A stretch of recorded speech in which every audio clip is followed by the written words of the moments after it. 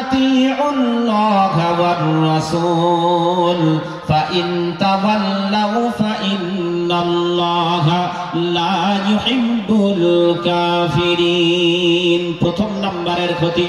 আল্লাহ পাক বলছেন, বান্দা তোমরা শুনে নাও, আমি আল্লাহ বলে দিলাম, তোমরা যদি আমার নবীকে অনুকরণ করে না চলতে পেরেছো, আমি আল্লাহ বলে দিলাম দুটা ক্ষতি তোমাদের জন্য রয়েছে। ওটা ক্ষতি, দুইটা ক্ষতি রয়েছে। প্রথম নাম্বারের ক্ষতি হলো, আমি আল্লাহ বই অস্বীকারী সম্প্রদায়কে ভালোবাসি না। দলিল হলো কোরআন বলে দিলাম, কোরআন শরীফের পারা নাম্বার 3, সূরার নাম সূরা আল ইমরান, আয়াত নাম্বার 32, 32 নম্বর আয়াতের ভিতরে আল্লাহ রাব্বুল আলামিন বলেন, কুল মানে হে রাসূল বলে দাও, আতিউল্লাহ ওয়ার রাসূল, তোমরা আল্লাহর কথাটা মেনে নাও এবং রাসূলের কথাটা মেনে নাও। ফাইন তাওয়াল্লাউ, ফা মানে ওয়াতফার, ইন মানে যদি, তাওয়াল্লাউ যদি মুখ ফিরিয়ে নিয়েছো, ফাইন্নাল্লাহা নিশ্চয়ই আমি আল্লাহ, লা ইউহিব্বুল কাফিরিন ওই অস্বীকারী সম্প্রদায়কে ভালোবাসি না। যদি রাসূলকে অনুসরণ না করে নিজের ইচ্ছা মতো চলি, আল্লাহ পাক বলছেন আমি ওদেরকে ভালোবাসি না। আল্লাহ আর কি ক্ষতি আছে? আল্লাহকে জিজ্ঞাসা করি, আল্লাহ পাক বলছেন বান্দা কোরআনে নজর রাখো, আমি বলে দিলাম আর ক্ষতি হলো তোমরা যদি নিজেরা ইচ্ছা মতো চলো, তোমাদের জন্য আমি আল্লাহ জাহান্নাম রেডি করে রেখেছি। কি? জাহান্নাম। আল্লাহ বলেছেন, তাহলে দলিল কি? কোরআন। আল্লাহ রাব্বুল আলামিন বলেন, হাদিহি জাহান্নামুল্লাতী কুনতুম তুআদুন ইসলাউহাল ইয়াওমা বিমা কুনতুম তাকফুরুন। জোরে বলেন আল্লাহু আকবার। কোরআন শরীফের পারা নাম্বার 23, সূরার নাম সূরা ইয়াসিন, আয়াত নাম্বার 63, আয়াত নাম্বার 64, 63 এবং 64 নাম্বার আয়াতের ভিতরে আল্লাহ রাব্বুল আলামিন বলেন, হাদিহি জাহান্নামুল্লাতী কুনতুম তুআদুন। ও বান্দা শুনে নাও, আমি আল্লাহ বলে দিলাম এই সেই জাহান্নাম যার ওয়াদা আমি তোমাদেরকে দিয়েছিলাম। ইসলাউহাল ইয়াওম, বান্দা আজকে এই দিনে জাহান্নামে প্রবেশ করো। আল্লাহ কেন জাহান্নামে প্রবেশ করবো বলে দাও। আমার আল্লাহ বলেন, বান্দা শুনে নাও, বিমা কুনতুম তাকফুরুন, কারণ হলো তোমরা আমি আল্লাহ আমাকে অস্বীকার করে চলেছিলে, মুখ ফিরিয়ে, ঘাড় ফিরিয়ে, পিঠ ফিরিয়ে চলেছিলে। এই জন্য আমি আল্লাহ বলে দিলাম ওই অস্বীকারী সম্প্রদায়ের জন্য জাহান্নাম ready, go to the hell fire. আল্লাহ সেদিন বলে জাহান্নামে চলে। তাহলে আমরা সেই রাসূলের অনুকরণ করবো ইনশাআল্লাহ, সকলে ইনশাআল্লাহ। ও বন্ধু আমার, রাসূলের অনুকরণ যদি করতে চাই, এলাকায় কি মা বোনেরা গ্রুপ লোনের সেক্রেটারি আছে? আছে আছে আসতেছে বলে আছে। অনুকরণ যদি করতে চাই, আমার আপনার ঘরের মহিলারা যারা গ্রুপ লোনের সেক্রেটারি আছে, তাদেরকে ওই কারবার থেকে সরিয়ে নিয়ে আসতে হবে। আসবে ইনশাআল্লাহ। এবারে মন খারাপ, কথা আর বলেন,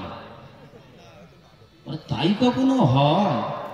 কি সুন্দর আরামের খাওয়া খাচ্ছিলাম, শুকরের গোস্ত খাচ্ছিলাম বসে বসে, এত সহজে ছাড়া যায়? আরে পুরুষদের জিজ্ঞাসা করে, বলে আল্লাহর কি আমি সুদ খাই না। কে খায়? আমার বউ খায়। কে খায়? ওর বউ খায়। আর এরা শুধু মসজিদে তসবিহ দিবে, শোনো শোনো শোনো, তসবিহ ছেড়ে দিচ্ছে। দোষটা কি মা বোনদের? পুরুষের দায়িত্ব ছিল স্ত্রীদেরকে খেটে খাওয়ানো। যদি খেটে খাওয়াতে না পারেন, হাত দুটো কেটে রাস্তার ধারে বসে ভিক্ষা করে খান। মহিলাদেরকে গ্রুপ লোনে পাঠাবেন না। প্রিয় বন্ধু আমার, রোগ আছে মানে একটু মলম লাগাতে হবে, কিছু করার নাই। রোগ থাকলে একটু মলম লাগাতে হবে না? এই বলেন, আপনারা সঙ্গে উত্তর দেন। মাথায় ফোড়া উঠেছে, কোথায়? মাথায় ফোড়া উঠেছে, ডাক্তারের কাছে গেছে, মলম কোথায় লাগাবে? বগলে? কি বলেন সকলে বলে? তা আপনারা বলছেন মাথায়। তা ডাক্তারের কাছে গেলে মাথায় ফোড়া উঠলে যদি মাথায় মলম লাগায়, তা আলেম ওলামারা যেটায় রোগ দেখবে সেখানে মলম লাগাবেন। নইলে কি হবে? কিয়ামতের দিন সর্বপ্রথম আমাকে ধরবে। আল্লাহ বলবেন, সানোয়ার সম্মানের চেয়ারে বসিয়েছিলাম আমি, সামান্য যোগ্যতা দিয়েছিলাম, রোগে মলম লাগালি না, বাজার গরম করে চলে এসছি। এই জন্য রোগটা জানলাম। বলেন যে আল্লাহর কিরে হুজুর এদিকে গ্রুপ লোড নেই, আমি আর বলবো না, আছে না নেই? দেখেন সকলে বলতে আছে, তার রোগে একটু মলম লাগাতে হবে, কিচ্ছু করার নেই। পুরুষ মাঠ থেকে খেটে আসছে, পুরুষ মাঠ থেকে খেটে আসছে, দুপুর বেলা স্ত্রী ঠোঁটে লিপস্টিক, চোখে আইনালা, হাতে ভ্যালেন্টাইন ব্যাগ নিয়ে বেরিয়ে পড়েছে। বলে এ পুঁটির মা। কিসের মা? পুঁটি। পুঁটি না তো কত রকম রাখে সব মেয়েদের ছেলেদের, যা সব কিছু বলতে পারছি না। প্রিয় বন্ধু, পুঁটির মা বলে কোথায় যাচ্ছিস? আমার একটু পানি ঢেলে দে, খাই এক গ্লাস। বল ঢেলে খাও। কি বলে? ঢেলে খাও। বলে তুই কোথায় যাচ্ছিস? বলে ষাঁড় এসছে। কে এসছে? ষাঁড় এসছে। ষাঁড় ষাঁড় ষাঁড়ের কাছে যাচ্ছে। আহা, পুরুষ তুমি নিজের স্ত্রীদেরকে ওখানে পাঠিয়ে দিচ্ছ, ওখানে তোমার বিবেক লাগলো না? নিজের যুবতী স্ত্রীদেরকে গ্রুপ লোনে পাঠিয়ে দিচ্ছ। আর যেভাবে দেখতে যত সুন্দর, সে গ্রুপ লোনের হেড। ওরা ওই দেখতে সুন্দর ভাবিকে হেড করে, ইনি যার বলবেন তাকে গ্রুপ দেবে। আর ডাকে, ও ভাবি পাশে এসো, পাশে এসো, ওকে ডেকে পাশে দেবে আগে। ওই দাদা ভাই ওকে ডেকে আগে পাশে। আল্লাহ বলছেন তোমরা যদি ইমানদার হিসাবে দাবি করো, কি হিসাবে? ইমানদার হিসাবে দাবি করো, যা খেয়েছো খেয়েছো, সুদের কারবার থেকে সরে এসো। কে বলছেন? আল্লাহ বলছেন। এখানে যদি দলিল না দিয়ে নদিয়ার লোকেরাও ছাড়বে বলে মনে হয়? আল্লাহ বলেছেন দলিল হলো কোরআন। আল্লাহ রাব্বুল আলামিন বলেন, ইয়া আইয়ুহাল্লাযীনা আমানুত্তাকুল্লাহ ওয়া দারু মা বাকিয়া মিনার রিবা ইন কুনতুম মুমিনিন। জোরে বলেন আল্লাহু আকবার। কোরআন শরীফের পারা নাম্বার 3, সূরার নাম সূরাতুল বাকারা, আয়াত নাম্বার 278, 278 নম্বর আয়াতের ভিতরে আল্লাহ রাব্বুল আলামিন বলেন, ইয়া আইয়ুহাল্লাযীনা আমানুত্তাকুল্লাহ, হে ঈমানদার বান্দাগণ, তোমরা আমি আল্লাহ, আমাকে তোমরা ভয় করো। ওয়া দারু মা বাকিয়া মিনার রিবা, সুদ যা খেয়েছো খেয়েছো, সুদের বাকি অংশটা তোমরা ছেড়ে দাও। ইন কুনতুম মুমিনিন, যদি তোমরা ঈমানদার হিসাবে দাবি করো। ও বন্ধু আমার, আল্লাহর এই কোরআনের আয়াতটা শোনার পর যারা মনে মনে করছে সুদের কারবার থেকে সরবো না, খাচ্ছি খাবো, যা খাচ্ছিলাম আরো 80 মাইল বেগে খাবো, আল্লাহ পাক বলছেন তোমরা ইমানদার হিসাবে দাবি করতে পারবে না। তাহলে ইমানদারের বিপরীতে কি বলে? এই ইমানদারের বিপরীতে কি বলে? আমি বলিনি, ইনি বলেছেন, আমি বানান করে দিব, বয়কার হর্ষই ময়কার দান্তন্য। আমি বলিনি বন্ধু আমার। ও বান্দা আমার, আল্লাহ পাক বলছেন বান্দা ইমানদার হিসাবে যদি দাবি করো, সুদের কারবার থেকে সরে এসো। সরে আসা যাবে ইনশাআল্লাহ? ইনশাআল্লাহ। এই সরে আসা যাবে? সকলে কথা বলে না। তাহলে আরেকটু বোঝাই, একটু ভালো করে বলি। প্রিয় বন্ধু আমার, আমাদেরকে যদি কেউ জিজ্ঞাসা করে আমরা মায়ের সুসন্তান না কুসন্তান, আমরা কেউ কি বলবো কুসন্তান? সকলে বলবো সুসন্তান, তাই না? ও বন্ধু আমার, মাসলার কিতাবের ভিতরে পাওয়া যায়, যদি কোনো আল্লাহর বান্দা বান্দি 1 টাকা পরিমাণ সুদ খায়, কত? 1 টাকা পরিমাণ সুদ খায়, বলা হয়েছে আপন গর্ভধারিণী মায়ের সঙ্গে কমসে কম 36 বার জিনা করলে যে গুনাহ হয়, ওই গুনাহটা তার আমলনামায় লিখে দেওয়া হয়। এইবার বলে, যারা মনে করছে খাচ্ছি খেয়ে যাব, আপন গর্ভধারিণী মায়ের সঙ্গে জিনার গুনাহ কামিয়ে যাব, ও মায়ের সুসন্তান না কুসন্তান? কথা কি বুঝতে পারছেন?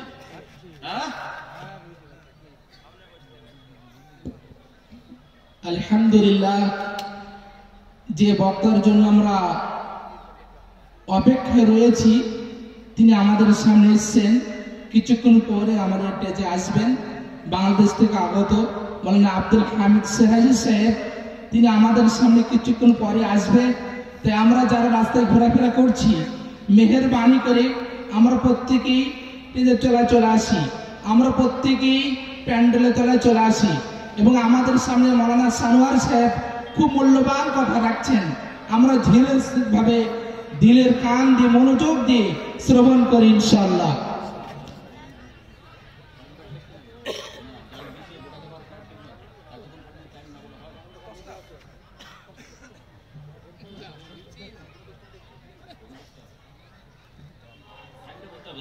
আল্লাহুম্মা সাল্লি আলা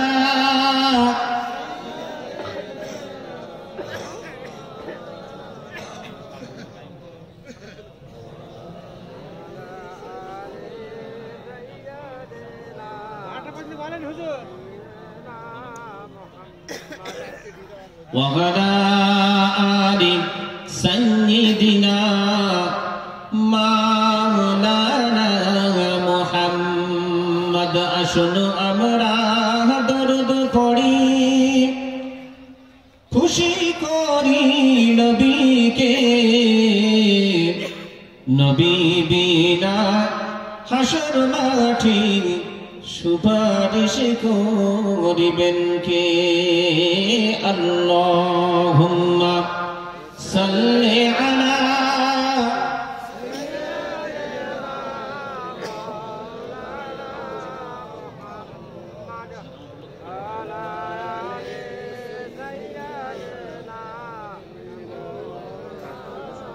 মাওলানা মুহাম্মদ। বন্ধু আমার, কষ্ট পাচ্ছেন কি? কষ্ট পেলে কিছু করার না। আমি তো আল্লাহর কোরআন থেকে বলছি, তাই না? আল্লাহ পাক এরপর বলছেন, বান্দা তোমাদেরকে বড় ভালোবাসি, তোমরা সুদের কারবারে জড়ায়ও না। যদি এরপর জড়াও, আমি আল্লাহ বলে দিলাম তোমরা তাহলে আমার সঙ্গে লড়াই করার জন্য প্রস্তুতি নাও। কে বলছেন? আল্লাহ বলছেন। আমার রাসূলের সাথে ও লড়াই করার জন্য প্রস্তুতি নাও। কে বলছেন? আল্লাহ বলছেন। দলিল কোরআন। আল্লাহ রাব্বুল আলামিন বলেন, فَإِن لَّمْ تَفْعَلُوا فَأَذَنُوا بِحَرْبٍ مِّنَ اللَّهِ وَرَسُولِهِ। কোরআন শরীফের পারা নাম্বার 3, সূরার নাম সূরাতুল বাকারা, আয়াত নাম্বার 279, 279 নাম্বার আয়াতের ভিতরে আল্লাহ রাব্বুল আলামিন বলেন, ফা মানে অতঃপর, ইন মানে যদি, লাম তাফআলু সুদের কারবার থেকে সরে আসতে না বেরোছো, ফাআযানু তাহলে তৈরি হও, প্রস্তুতি নাও। আল্লাহ কিসের প্রস্তুতি নেব বলে দাও। আমার আল্লাহ বলেন, বান্দা শুনে নাও, বিহারবিম মিনাল্লাহি ওয়া রাসূলি, আমি আল্লাহ এবং আমার রাসূলের সঙ্গে লড়াই করার জন্য প্রস্তুতি নাও। এমন কোন আল্লাহর বান্দা আছেন আল্লাহর সঙ্গে লড়াই করে জিতব, রাসূলের সঙ্গে লড়াই করে জিতব? হাতটা তুলে দেখাবেন, আমি তাকে নয়ন ভরে দেখতে চাই। আছে কেউ? আছে কেউ আল্লাহ রাসূলের সঙ্গে লড়াই করে জিতবো? কেউ আছে? কেউ নাই। আল্লাহ এবং রাসূলের সঙ্গে লড়াই করে কি জেতা যাবে? যাবে না। এরপরে সুদের কারবার থেকে সরে আসা যাবে না? সরে আসা যাবে না বন্ধু? সরে আসবো ইনশাআল্লাহ।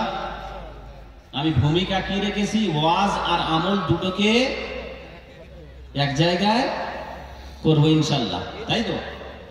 ও বন্ধু আমার, ওয়াজ আর আমল যদি এক জায়গায় করতে চাই, আমার আল্লাহ যেটা বলেছেন সেটা মাথা পেতে গ্রহণ করে নিতে হবে।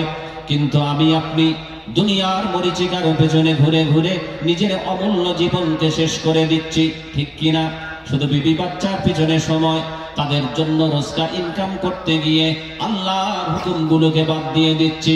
আবার আল্লাহ বলেন, বান্দা আমি শুধু দুনিয়ার বুকে তোমাদেরকে পাঠিয়েছি আমার ইবাদত করার জন্য শুধু নয়, সময়ে সময়ে আমার ইবাদত করবে, আবার সময়ে তোমরা কাজের মধ্য দিয়ে সময় অতিবাহিত করবে, কারণ দুনিয়ার বুকে তোমাদেরকে ইনকাম করে খেতে হবে, হ্যাঁ কি না? আল্লাহ বলে দিয়েছেন। দোয়া চাইতে আল্লাহ নিজেই বলেছেন, রব্বানা আতিনা ফিদ দুনিয়া হাসানা।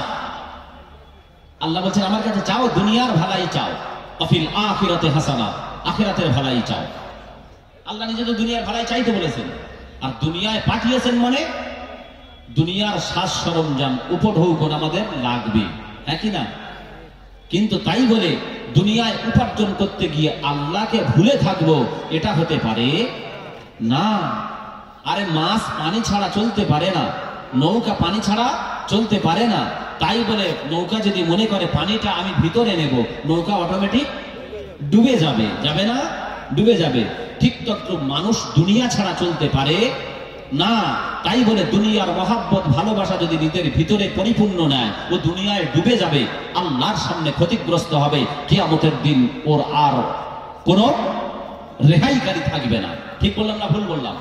আল্লাহ পাক বলছেন, বান্দা তোমরা দুনিয়ার মরিচিকার পিছনে ছুটছো। দুনিয়ার জীবনটা তো এটা তো ক্ষণস্থায়ী, আর আখিরাতের জীবনটা চিরস্থায়ী এবং উত্তম। কে বলেছেন? কে বলেছেন?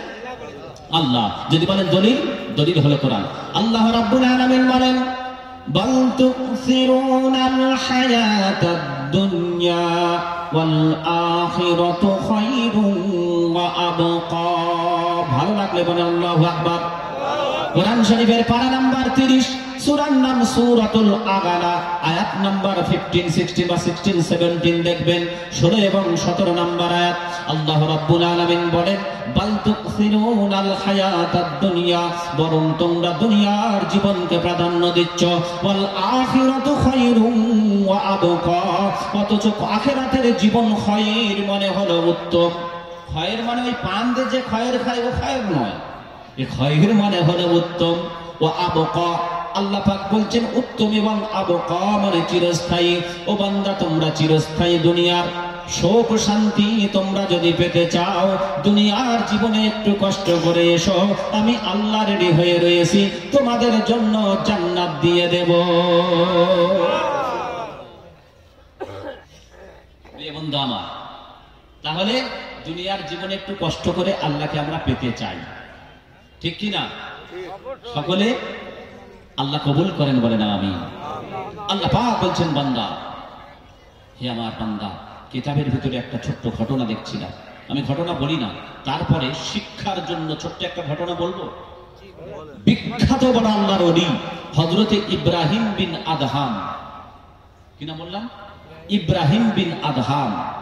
আল্লাহ পাক মেসেজ দিচ্ছেন, বান্দা তোমরা যদি আমার সন্তুষ্টি অর্জন পেতে চাও, আমাকে তোমরা সন্তুষ্ট করতে চাও, আমি আল্লাহ বলে দিলাম, তাহলে আরামের বিছানাটা একটু হারাম করে দাও, রাতের ঘুমটা একটু মাঝে মাঝে হারাম করে দাও।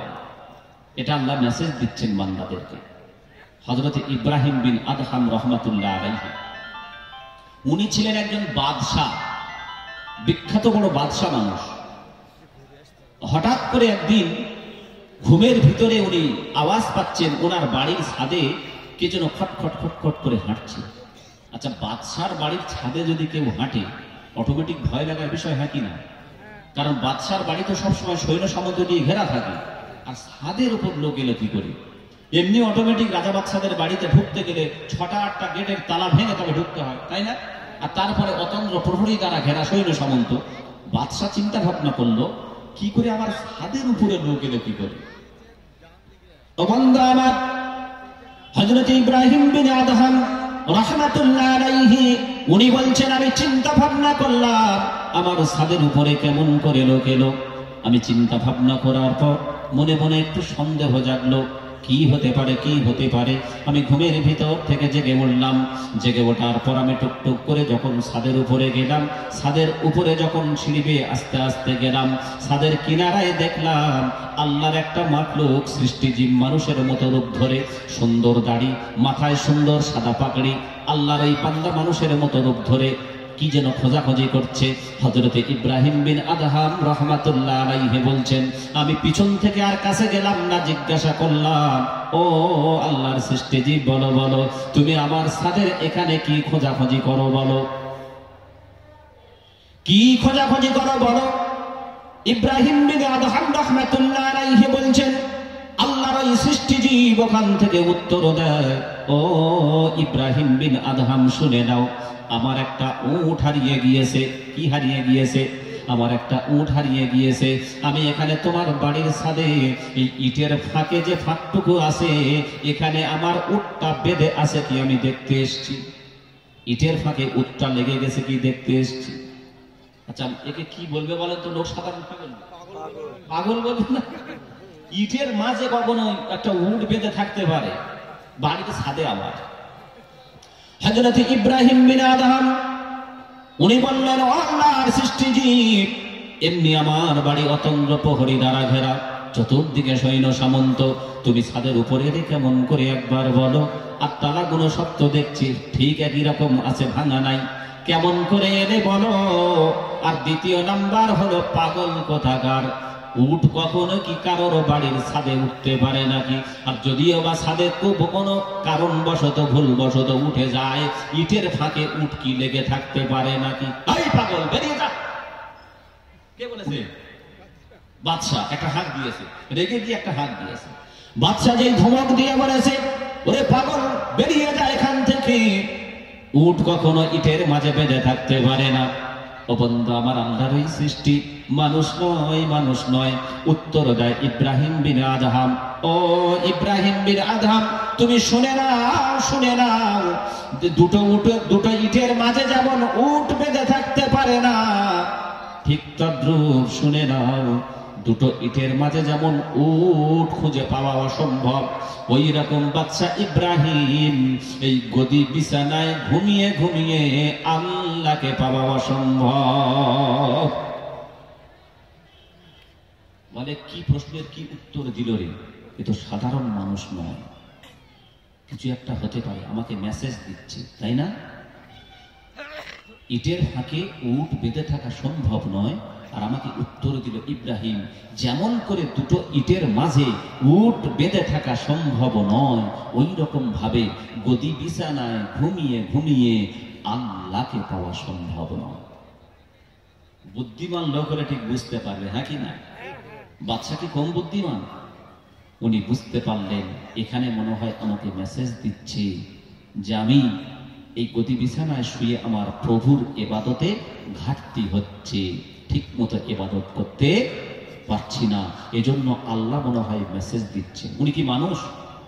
ইব্রাহিম বিন আদহাম বলেন, এই কথাটা যখন শুনলাম আমার ব্রেনের ভিতরে চিন্তা এসে গেল।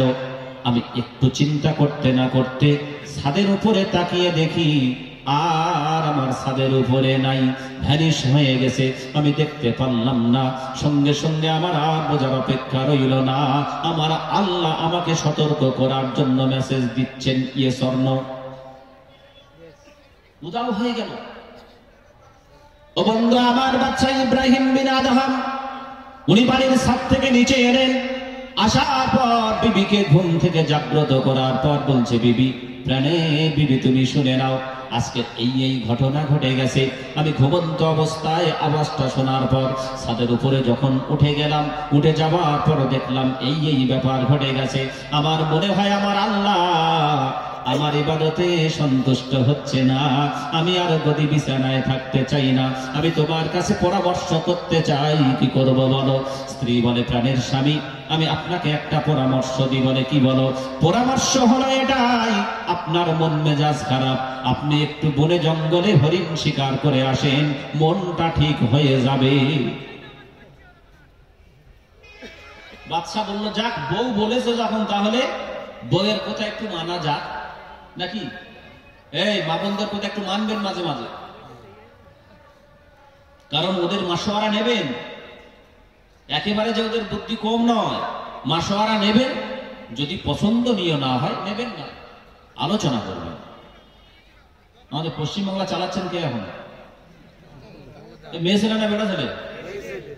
সব মেয়ের কি বুদ্ধি কম নাকি? বাংলাদেশ চালাচ্ছে কে? হাসিনা। বুদ্ধি কম? সব মেয়ের কি বুদ্ধি কম? স্ত্রীদের পরামর্শ নেবেন, মাসোয়ারা করবেন। মাসোয়ারা এটা নবীর সুন্নাহ, আর মাসওয়ারার ভিতরে আল্লাহর মদদ থাকে। ঠিক বললাম না ভুল বললাম?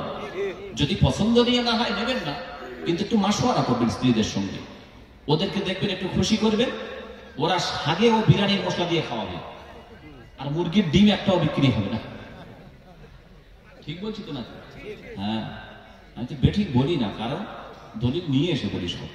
ও বন্ধু আমার, বাদশা ইব্রাহিম বিন আদহাম স্ত্রীকে জিজ্ঞাসা করার পর তুই বলল, প্রাণের স্বামী শুনে নেন, আপনি একটু হরিণ শিকার করতে জঙ্গলে যান, মনটা ঠিক হয়ে যাবে। বাদশার মনটা বিচলিত হলো। সকাল যখন হয়ে গেল, বাদশা জাহাপনা মন্ত্রী মহলকে ডেকে সিদ্ধান্ত নিল, আমি একটু হরিণ শিকার করতে যাব। উনি জঙ্গলে চলে গেলেন, হরিণ শিকার করার পর শিকার পেলেন না। ও বন্ধু আমার, মনটা সেই রকম রয়ে গেল। ফ্রি হলো না, টেনশন দূর হলো না, মাথার ভিতরে শুধু খেলছে। আমার বাড়ির ছাদে ওই রকম আল্লাহর বান্দাকে এলো আর চোখের সামনে ভ্যানিশ হয়ে গেল। এ তাহলে কি মেসেজ দিচ্ছে আমি বুঝলাম না। বাচ্চার মাথা থেকে টেনশন দূর হয় না। বাদশা ইব্রাহিম বিন আদহাম উনি কি করলেন, বাড়িতে ফিরে এসে দেখছেন একটা কাণ্ড ঘটে গেছে। ওই কাণ্ডটা ঘটে যাওয়ার পর মাথা আরো গরম হয়ে গেছে। কাণ্ডটা কি? বাদশা ইব্রাহিম জঙ্গল থেকে ফিরে এসে দেখছেন, এক নম্বর শিকার পায়নি, দ্বিতীয় নম্বর টেনশন আছে। আর এসে দেখছেন যে বাদশার বিছানায় ঘরের কাজের মেয়ে, ছোট্ট মেয়ে, বাদশার ঘরের ভিতরে পরিষ্কার করতে করতে, ঝাড়ু দিতে দিতে বাদশার খাটের উপরে ক্লান্ত হয়ে শুয়ে পড়েছে। শরীরটা ক্লান্ত হয়েছে, শুয়ে পড়েছে। বাদশা এসে দেখছে, আমি বাদশা লোক, আমার বিছানায় কাজের মেয়ে শুয়ে পড়েছে। ছড়ি নিয়ে বন্ধু আমার বাচ্চা ছড়ি নিয়ে আসলেন। আনার পর এই বাচ্চি মহিলাকে এক নম্বর মাথার ব্রেন গরম, রাগান্বিত অবস্থায় বেদম প্রহার করা শুরু করেছে। বাচ্চা মেয়েটা বলে, বাদশা জাহাপনা, আর কখনো আপনার বিছানায় শোবো না, ভুল হয়ে গেছে, ক্ষমা করে দেন। কিন্তু বাদশা মার বন্ধ করে না, মেরেই চলেছে। এক পর্যায়ে দেখা গেল বাদশার মারের কারণে ওই বাচ্চি মহিলা কাঁদতে কাঁদতে খিলখিল করে হেসে উঠেছে। মারলে কাঁদে তো, দেখবেন মারলে লাগলে হয় কাঁদবে, আর বেশি লাগলে বেহুশ হয়ে যাবে। দুটো হয়, মারলে হয় লাগলে কাঁদবে, আর না হয় বেশি মারলে বেশি লাগলে বেহুশ হয়ে যাবে। দুটোর যে কোনো একটা তো। বাদশা দেখলেন কয়েকবার প্রহার করার পর প্রথম পর্যায়ে কান্নাকাটি করে, আর দ্বিতীয় পর্যায়ে দেখা গেল খিলখিল করে হেসে উঠেছে। বাচ্চি মহিলা যখন খিলখিল করে হেসে উঠেছে, বাদশা বলে, তুই আমার সামনে হাসছিস, আবার তোকে মারছি যত তত হাসছিস।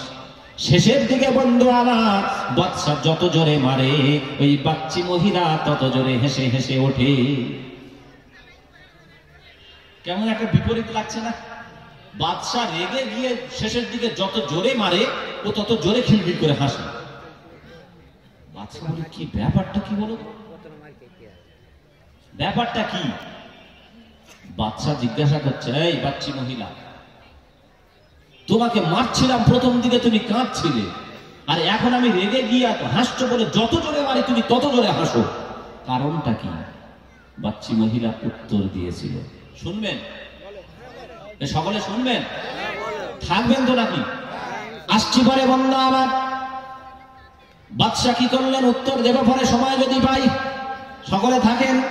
ও বন্ধু আমার, বাদশা জাহাপনা কি করলেন, বাচ্চি মহিলাটাকে মারার পর উত্তর শোনার পর আরো অবাক হয়ে গেলেন।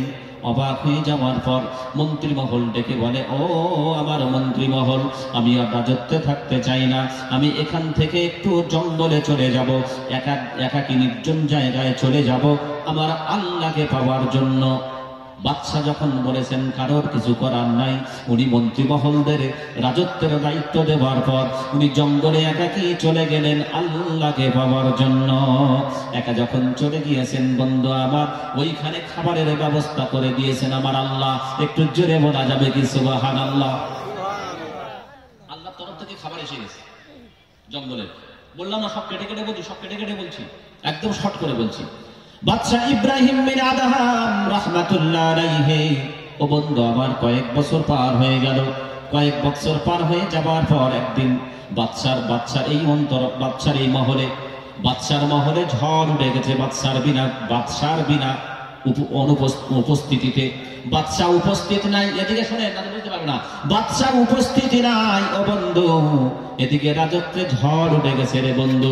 যখন ঝড় উঠে গেল তখন মন্ত্রী মহল বলল, না না না, চলো আমরা বাদশার খুঁজে যাই, নইলে রাজত্ব চালানো সম্ভব না। রাজত্ব চালানো সম্ভব নয়। বাদশার কাছে মন্ত্রী মহল খুঁজে চলে গেছে, কয়েক বছর পার হয়ে গেছে। ও বন্ধু আমার, মন্ত্রী মহল ঘোড়া নিয়ে, সাজ সরঞ্জাম নিয়ে জঙ্গলের ভিতরে প্রবেশ করেছেন। এটা বলবো না, ছেড়ে দেবো।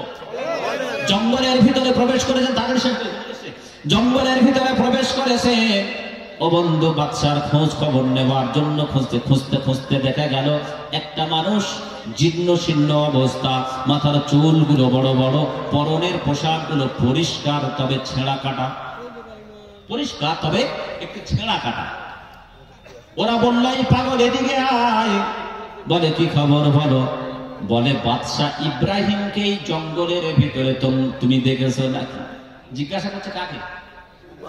বাদশাকে জিজ্ঞাসা করছে। এই পাগল এদিকে আয়, আয় আয় এদিকে আয় পাগল আয়। এই জঙ্গলের ভিতরে বাদশাহ ইব্রাহিমকে দেখেছো কি বলো? আর উনি তো বাদশাহ ইব্রাহিম। বলে তোমরা বাদশাহ ইব্রাহিমকে চেনো? বলে চিনি না। মানে আমরা ইব্রাহিমের মন্ত্রী, বাদশাহ ইব্রাহিমের আমরা উজির, আমরা চিনি না। যেই বলেছেন আমরা মন্ত্রী, বাদশাহ বলে মন্ত্রী মহল একবার বাদশার মুখের স্ট্রাকচারটা মনে করে দেখো, আর আমার মুখের দিকে ভালো করে তাকিয়ে দেখো, চিনতে পারো কি একবার দেখো। মন্ত্রী মহল সকলে ভালো করে তাকিয়ে দেখে, না না না, ইনি হলেন আমাদের বাদশাহ। কদম জড়িয়ে ধরে বলে বাদশাহ বিয়াদবি করে ফেলেছি, অন্যায় করে ফেলেছি, মাফ করে দেন। বাদশাহ জাহাপনা বলে মাফ করে দিলাম। বলে ঘরে চলেন। বলে ভেবেছিলাম ঘরে যাব, কিন্তু সিদ্ধান্ত নিলাম মৃত্যুর আগে আর ঘরে যাওয়া হবে না। বলে কেন?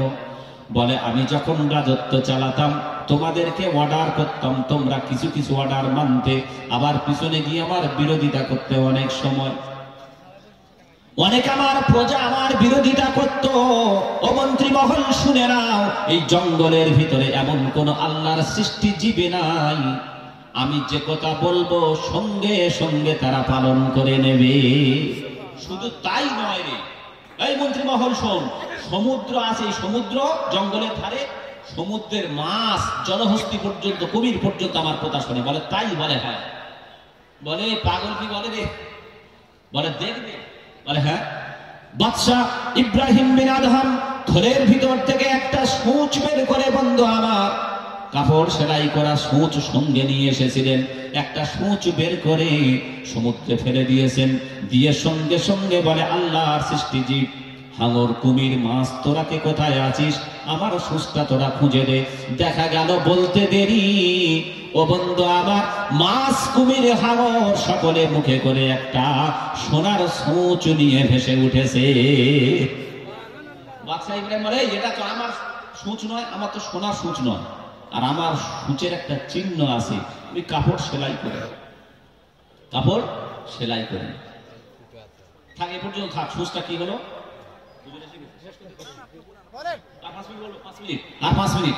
ও বন্ধু আমার ভালো করে শোনেন, সূচটা কি হলো শুনবেন? শোনেননি? কেউ শোনেননি? আল্লাহ, শেষ করবো। ও বন্ধু আমার, আমি শুধু ওয়াজ করি না, সমাজকে একটু ওয়াশ করি পরিবর্তনের জন্য। কারণ বন্ধু আমার, আমি যেখানে যাই বন্ধু, আমি এই শ্রোতাদের জন্য আউয়াল ওয়াক্তে নামাজ পড়ি, 2 রাকাত নফল নামাজ পড়ি শ্রোতাদের জন্য, আর আল্লাহকে খুশি করার জন্য। তারপর আল্লাহর কাছে হাত তুলি, আল্লাহ আমার সামনে কোরআনের বাকি যারা বসে থাকবে, আল্লাহ তুমি এদেরকে কিছু মানুষকে অন্তত পরিবর্তন করে দিও। দোয়া চেয়ে তারপরে স্টেজে উঠি। ওয়াজ শুনলে হবে না, একটু পরিবর্তন হতে হবে, হবে না? 3 নাম্বার একটা ঘটনা, বাদশা ইব্রাহিম বিন আদহাম। ও বন্ধু সূচের কথা পরে বলছি। বাদশা ইব্রাহিম বিন আদহাম উনি যখন দেখলো আমার মন্ত্রী মহল চলে গিয়েছে, তারা নিয়ে যেতে পারলো না, বাদশা ইব্রাহিম বিন আদহাম জঙ্গলে একাকী আল্লাহর ইবাদত বন্দেগী শুরু করেছেন। ইবাদত বন্দেগী শুরু করতে করতে আমার আল্লাহ এক সময় ইব্রাহিমকে পরীক্ষা নিচ্ছেন, পরীক্ষা নিচ্ছেন। আরে দুনিয়ার বুকে আল্লাহ আমাকে একটা পরীক্ষার স্থল, আমাকে আপনাকে পরীক্ষা নেবেন। কি নেবেন? পরীক্ষা নেবেন। পরীক্ষার সিস্টেম চালু করেছেন কে? যার জন্য সেই দেখে দেখে আমরা বিভিন্ন ক্লাসে পরীক্ষা, চাকরি দিতে গেলে পরীক্ষা, কোম্পানির হোক সরকারি হোক পরীক্ষা নেই, পরীক্ষা আছে। পরীক্ষার সিস্টেম চালু করেছেন কে? আল্লাহ। যদি বলেন দলিল, দলিল হলো কোরআন। আল্লাহ রাব্বুল আলামিন বলেন, وَلَنَبْلُوَنَّكُمْ بِشَيْءٍ مِّنَ الْخَوْفِ وَالْجُوعِ ونقص من الأموال والأنفس والثمرات وبشر الصابرين জোরে বলেন আল্লাহু আকবার। কোরআন শরীফের পারা নাম্বার 2 সূরার নাম সূরাতুল বাকারা আয়াত নাম্বার 155 155 নাম্বার আয়াতের ভিতরে আল্লাহ রাব্বুল আলামিন বলেন ওয়ালা নাবলুওয়ান্নাকুম বিশাইইন মিনাল খাউফি ওয়াল জুউ ওয়া নাকসিম মিনাল আমওয়ালি ওয়াল আনফুসি ওয়াত থামারাত। ও বন্ধু আমার প্রথম শব্দটা একটু দেখেন, আল্লাহ পাক বলছেন ওয়ালা নাবলুওয়ান্নাকুম। এখানে আরবি গ্রামাটিক্যাল অনুযায়ী আলেম সমাজ পরিষ্কার বুঝতে পাচ্ছেন, আপনারা সাধারণ বুঝতে পাচ্ছেন না। আমি একটু ভেঙে ভেঙে আপনাদেরকে বলি 2-1 মিনিট, তাফসীর একটু হালকা করি, জ্ঞান নেই, সামান্য জ্ঞান। আরবি গ্রামাটিক্যাল অনুযায়ী আল্লাহ পাক বলছেন ওয়ালা নাবলুওয়ান্নাকুম। ও বন্ধু শব্দের প্রথমে আল্লাহ পাক এনেছেন লাম, একে বলা হয় লামে তাকিদ। লামে তাকিদ মানে কথাটার গুরুত্ব বোঝানোর জন্য, কথার মজবুতি আনয়নের জন্য। এর বাংলা মানে হলো অবশ্যই। তারপর বলছেন নাবলুওয়ান্নাকুম, আবার শব্দের শেষে এনেছেন নুনে সাকিলা। এটাও আরবি গ্রামার অনুযায়ী বলা হয় নুনে সাকিলা আসে তাকিদের জন্য। একটা শব্দের প্রথমে তাকিদ আবার শেষে তাকিদ। বাংলা মানে হলো আল্লাহ পাক বলতে চাচ্ছেন অবশ্যই অবশ্যই আমি তোমাদেরকে পরীক্ষা করব। কি দিয়ে? বিভিন্ন জিনিস দিয়ে। তাফসীর করছেন কে? আল্লাহ নিজে। যাক ওদিকে যেতে পারলাম না। পরীক্ষার সিস্টেম চালু করেছেন কে? আল্লাহ চালু করেছেন। পরীক্ষার সিস্টেম চালু করেছেন আল্লাহ। সেজন্য বাদশা ইব্রাহিমকে পরীক্ষা নিচ্ছেন আল্লাহ। বাদশা ইব্রাহিমের এক সময় ভালো করে শোনেন, জঙ্গলের ভিতরে খাবারের ব্যবস্থা নাই। বাদশা ইব্রাহিম বিন আদহাম ক্ষুধার তাড়নায় ব্যাগের ভিতরে হাত মেরেছেন, দেখে অনেক দিনের পুরনো টাকা একটা ব্যাগের ভিতরে পড়ে রয়েছে। উনি কি করলেন বন্ধু আমার, তাড়াতাড়ি করে জঙ্গলের ভিতর থেকে বাইরে এসে একটা দোকানদারের হাতে টাকাটা ধরিয়ে দিয়ে বলে একটা রুটি দাও। একটা রুটি দিলেন, দোকানদারের হাতে টাকাটা দিয়েছে। দোকানদার দেখে বলে টাকা অসল। টাকা কি অসল? আমাদের মোদি অসল করে দেয় না টাকা, মোদি অসল করে দেয় না। 500 টাকার নোট আগে 100 টাকা কয়েক বছর হলো। ও বন্ধু আমার, রুটিওয়ালা যখন দেখেছেন টাকাটা অনেক দিনের টাকা, এ টাকার সমাজে চলে না। রুটিওয়ালা দেখছেন পাগল মানুষ, রুটি একটা খায়, কোনো অসুবিধা নাই।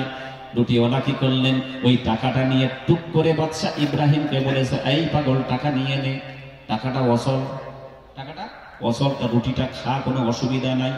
টুক করে টাকাটা যখন ছুঁড়ে দিয়েছে, এই রকম ভাবে আমার দিকে খেয়াল দেন, টুক করে যদি বলে পাগল টাকাটা ফিরিয়ে নে, যদি গায়ে লাগে বুকের হাড় ভেঙে যাবে নাকি?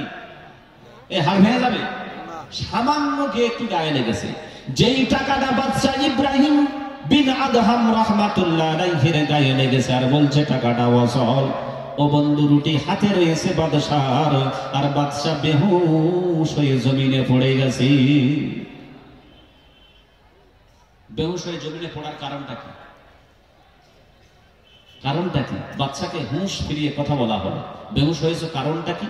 একটা উত্তর দিয়েছিলেন। 3টে উত্তর এখানে রেখে গেলাম, 3টে উত্তর রেখে গেলাম।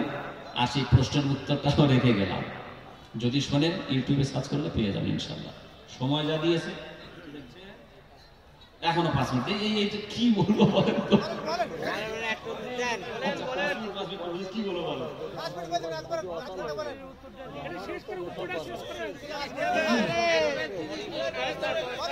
বন্ধু আমার, পরিবর্তন হতে হবে। আমি আপনি যদি পরিবর্তন না হতে পেরেছি, সমাজ কখনো পরিবর্তন হবে না। আমার আপনার ঘরের সন্তানদেরকে সুশিক্ষা দিতে হবে। একটা উত্তর বলে যাই, বাচ্চি মহিলার উত্তরটা না বললে আপনারা মনে হয়তো কষ্ট পাবেন। বন্ধু আমার, ভালো করে শুনে নেন। বাচ্চি মহিলাকে বাদশা জাহাপনা যখন জিজ্ঞাসা করেছে, ও বাচ্চি মহিলা বলো বলো, তোমাকে যখন প্রথম দিকে মারছিলাম তুমি হাসছে কাঁদছিলে, আর দ্বিতীয় দিকে যখন তোমাকে মারলাম তুমি যখন হাসলে আমি আরো জোরে জোরে মারলাম রেগে গিয়ে। যত জোরে মারি তত তুমি জোরে জোরে হাসো কেন? মহিলা উত্তর দেয়, ও বাদশা জাহাপনা, আমার একটা কথা মনে পড়ে গেল। ওই কথাটা যখন আমার মনে পড়ে গেল, আমার মারের দিকে আর খেয়াল নাই। কথাটা যতবার মনে পড়ে যায়, আপনি যতই মারেন ততই আমার খিলখিলিয়ে হাসি পায়। বলে কি কথা একবার বলো। বাচ্চি মহিলা বলে, ও বাচ্চা জাহাপনা শুনে নেন, আমি বাচ্চি ছোট্ট একটা মহিলা, আমি কোনোদিন আপনার বিছানায় শুই নাই, রাত্রি যাপন করি নাই। আপনি বাদশা লোক, আপনার বিছানায় কোনোদিন শুই নাই। বাদশা জাহাপনা, আজকের আপনার ঘরটা একটু ঝাড়ু দিতে এসেছিলাম, আপনি জঙ্গলে গিয়েছেন অনেক দিন পর, আমি একটু বেশি করে পরিষ্কার করতে করতে শরীরটা ক্লান্ত হয়ে গেল। আমি যেন কেমন লাগলো শরীরটা, আপনার বিছানায় আমি একটু রেস্ট নিলাম, বিশ্রাম নিলাম। আমি ভাবলাম বাদশা তো জঙ্গলে গিয়েছে, এখন আসতে অনেক দেরি হতে পারে, আমি একটু বিশ্রাম নিই, তারপর আবার বেরিয়ে যাব। ও বাদশা জাহাপনা, আমি জানতাম না আপনি এত তাড়াতাড়ি চলে আসবেন, হঠাৎ করে আপনি চলে এলেন। তবে আপনি আসার পর আমি ছোট্ট মহিলা, আমার উপর এমন প্রহার করছেন, এই রকম মেয়েদের উপর কোনো পুরুষ প্রহার করতে পারে না। কিন্তু আবার কোরআন উত্তর দেয়, ও বাদশা জাহাপনা, আমাকে যখন প্রথম দিকে মারছিলেন আমি আপনার কাছে ক্ষমা চেয়েছি, কারণ আমি আপনার প্রজা, আমি আপনার কাজের বাড়ির মহিলা, আমি বলেছি ভুল হয়েছে, ক্ষমা করে দেন। আপনি ক্ষমা করেন নাই, পর্যায়ে আমাকে এমন মারছেন, হঠাৎ করে যেন আল্লাহর তরফ থেকে আমাকে বলতে বলা হলো, আমার ব্রেনে ঢুকিয়ে দেওয়া হলো একটা কথা, বাচ্চি মহিলা তো নিষ্পাপ, এখনো সাবালিকা হয়নি, এত মার মারছে তাকে। আল্লাহ পাকের তরফ থেকে ওই কথাটা ঢুকিয়ে দেওয়া হলো, এমন একটা কথা মহিলার ব্রেনে ঢুকিয়ে দিয়েছে, যত মারে মারের দিকে আর খেয়াল নাই, যত জোরে মারে তত জোরে হাসে। ও বন্ধু, উত্তরটা বলে দিই। মহিলা বলে, ও বাদশা জাহাপনা শুনে নেন, আপনি যখন প্রথম দিকে মারছিলেন আমার লাগছিল, আমি কান্নাকাটি করছিলাম, আর দ্বিতীয় দিকে মারছিলেন আমার আর লাগছিল না। কারণ হলো আমি চিন্তা ভাবনা করলাম, আমি একটা বাচ্চি মহিলা এই বিছানায় মাত্র কয়েক মিনিট শুয়েছি। কতক্ষণ? মাত্র কয়েক মিনিট শুয়েছি। এই বিছানায় কয়েক মিনিট শোয়ার কারণে যদি এত মার হয়, তাহলে যে আল্লাহর বান্দা বছরের পর বছর এই বিছানায় ঘুমাচ্ছে, তারও কত মার খেতে হবে। কথা বুঝতে পারেননি? আমি এই গদি বিছানায় সামান্য 2-5 মিনিট শুয়ে যদি এত মার খেতে হয়, তাহলে যে সারা বছরের পর বছর এই গদি বিছানায় শুচ্ছে, এ কত মার খাবে। আমাকে যত বেশি মারবে ও তত বেশি খাবে। এই কথাটা মনে উঠছে, খালি হাসি পাচ্ছে। বাদশা বলে, এইটুকু মহিলা আমাকে এইরকম উত্তর দেয়। বাদশার ব্রেন ঘুরে গেল, এ তো মহিলার ব্রেনের ফসল নয়, এ আল্লাহ আমাকে পরীক্ষা নিচ্ছেন। জঙ্গলে বেরিয়ে গেলেন, আর দুটো উত্তর দিতে পারলাম না, পরে যদি হয় কোনো সময় হবে ইনশাল্লাহ, ওই আয়াতের উত্তরটাও দেবো আমার বন্ধু। প্রিয় বন্ধু, শেষ একটা কথা বলবো, আমাকে আপনাকে পরিবর্তন হতে হবে। 5 মিনিট বলেছে, আর 2 মিনিট বাকি। পরিবর্তন হতে হবে। পরিবর্তন যদি নিজে না হতে পেরেছি, আল্লাহ কারোর হাত ধরে পরিবর্তন করাবে না। জোরে বলেন, আল্লাহ হাত ধরে পরিবর্তন করাবে?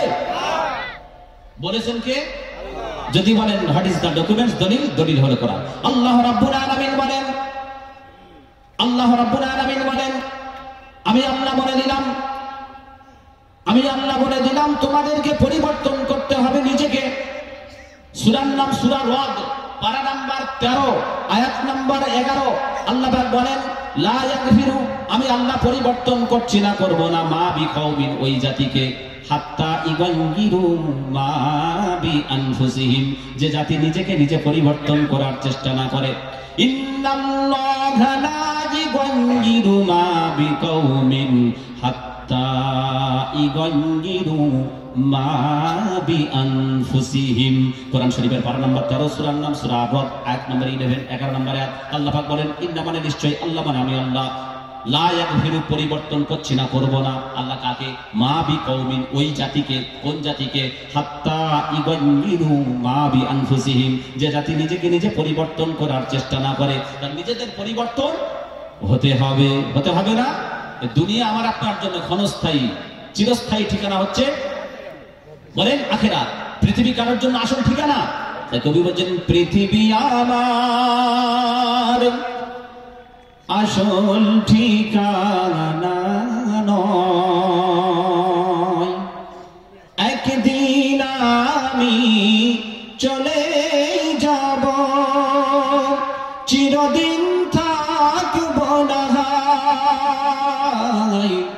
এ পৃথিবী আমার আসল ঠিকানা নয়।